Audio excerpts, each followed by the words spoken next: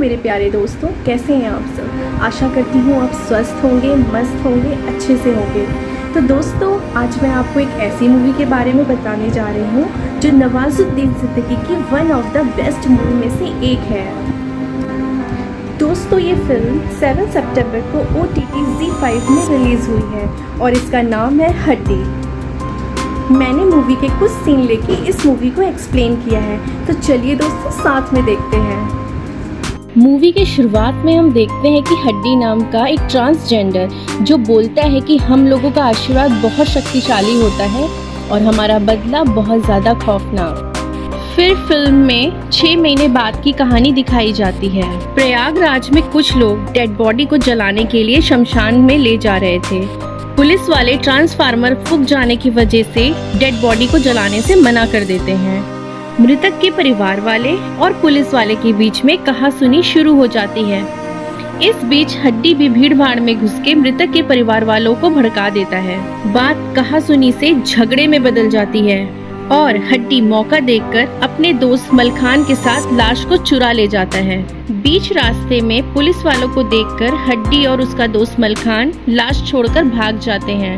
फिर टीवी पर लाश गायब की न्यूज़ देखकर दोनों को ऐसा लगता है कि अब उनका धंधा प्रयागराज में नहीं चल सकता, इसलिए दोनों दिल्ली की बस पकड़कर निकल लेते हैं। रास्ते में हड्डी मलखान की हत्या कर देता है और अगले दिन दिल्ली पहुंच जाता है। दिल्ली पहुंचकर हड्डी एक न्यूज़ चैनल में देखता है कि इरफान रिजवी किन्नर समाज के लोगों की तरफ से आवाज़ उठाते हुए बोलता है कि प्रमोद अलावत किन्नर समाज के लोगों की ज़मीनें हड़पने की कोशिश कर रहा है। दूसरी तरफ रात को चूना नाम का एक आदमी ट्रांसजेंडर के भेष में पुलिस वाले की गाड़ी में बैठता है। पुलिस वाला उसके संग जबरदस्ती करने की कोशिश करता है। उतने में हड्डी वहां पहुंच जाता है। चूना की जान बचा के पुलिस वाले को जान से मार देता है। चूना का दोस्त जोगी भी वहां आ जाता है। दोनों मिलके पुलिस की लाश को एक नदी में बहा देते हैं। चूना और जोगी दोनों हड्डी को अपने अड्डे पे ले जाते हैं। वहाँ उनका एक और साथी सत्तू भी होता है। उसके बाद वहाँ इंदर भी आ जाता है। इंदर के कहने पे सत्तू हड्डी की पिटाई करता है। हड्डी इंदर को बताता है कि मुझे तुम्हारे बारे में मलखान ने बताया। इंदर हड्डी से पूछता है कि मलखान कहाँ है। हड्डी झूठ बोल देता है कि मलखान कहीं भाग गया। इंदर हड्डी को एक केमिकल फैक्ट्री दिखाकर बोलता है कि इसी में अपना धंधा लगाना है। वहीं उसकी मुलाकात प्रमोद के असिस्टेंट विकास से भी होती है। इंदर हड्डी को लेके प्रमोद अलावत के सेमिनार में जाता है। प्रमोद स्पीच में नोएडा को स्मार्ट सिटी बनाने की बात करता है। स्पीच खत्म होने के बाद किन्नर समाज के लोग जिनकी जमीनें प्रमोद ने हड़पी हैं, वो वहाँ पे आके बवाल खड़ा कर देते हैं। फिर हड्डी भी अचानक से ट्रांसजेंडर बन के एंट्री करता है और किन्नरों के साथ हाथापाई करना शुरू कर देता है। हम देखते हैं कि प्रमोद के बेटे सुनील की जन्मदिन पार्टी में प्रमोद का असिस्टेंट विकास मारा जाता है। ये खबर सुनकर प्रमोद अलावत अपने बेटे की ड्रग्स पार्टी के लिए उसकी क्लास लेता है और विकास के लड़के गौरव को जान से मारने की बात कहता है। हड्डी ट्रांसजेंडर बनके विकास के लड़के गौरव से मिलने जाता है और गौरव को बोलता है मैं भी उस पार्टी में था।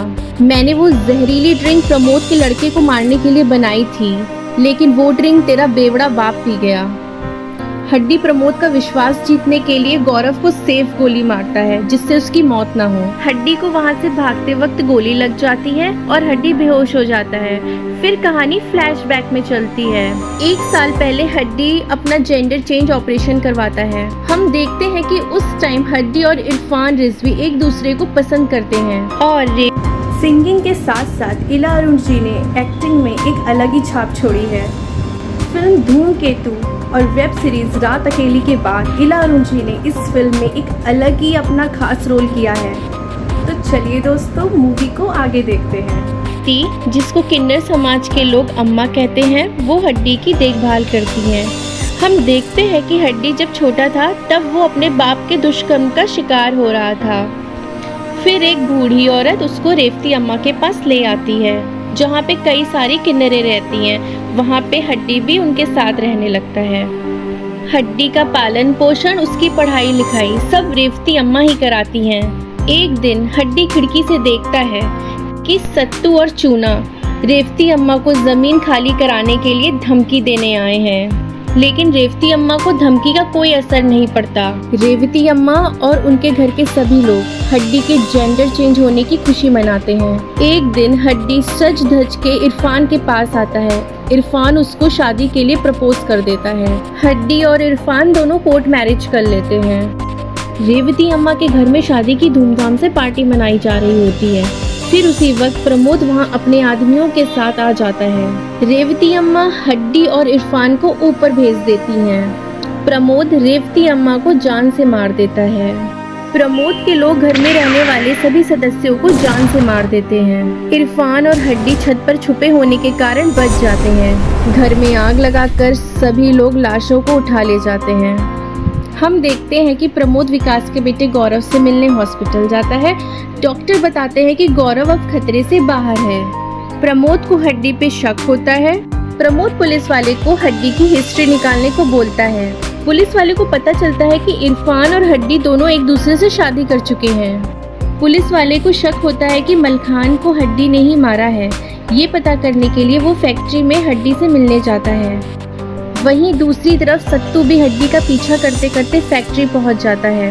हड्डी सत्तू को बोलता है फैक्ट्री में लाशों को लाकर उसके मांस को गलाकर हड्डी निकाली जाती है। फिर इन हड्डियों का इस्तेमाल मेडिकल की पढ़ाई और मेकअप प्रोडक्ट में किया जाता है। प्रमोद अहलावत इन हड्डियों को कोरिया और चाइना में भी भेजता है। फिर हम देखते हैं कि इंदर ट्रांसजेंडर बनकर विकास के लड़के गौरव को गोली मार देता है।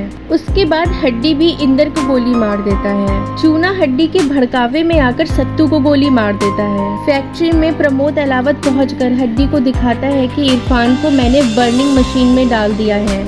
ये देखकर हड्डी टूट जाता है। फिर प्रमोद हड्डी को गोली मारकर वहाँ से चला जाता है। हम देखते हैं कि कुछ महीने बाद प्रमोद हड़पी हुई जमीन पर हवन कर रहा होता है। हड्डी ट्रांसजेंडर बनकर कुछ किन्नरों के साथ प्रमोद से मिलने पहुंचता है।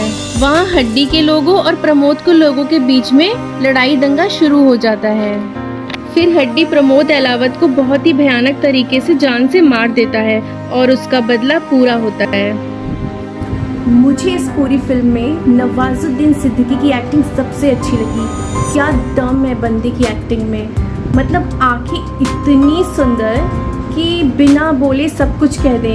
एक्सप्रेशन तो इतने अच्छे कि मैं क्या बताऊं।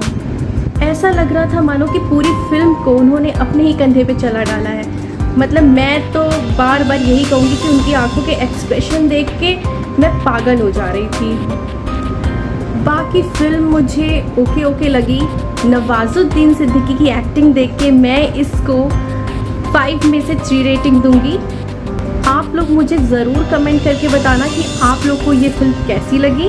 फिल्म का रिव्यू कैसा लगा ये कमेंट करके आप ज़रूर बताइएगा।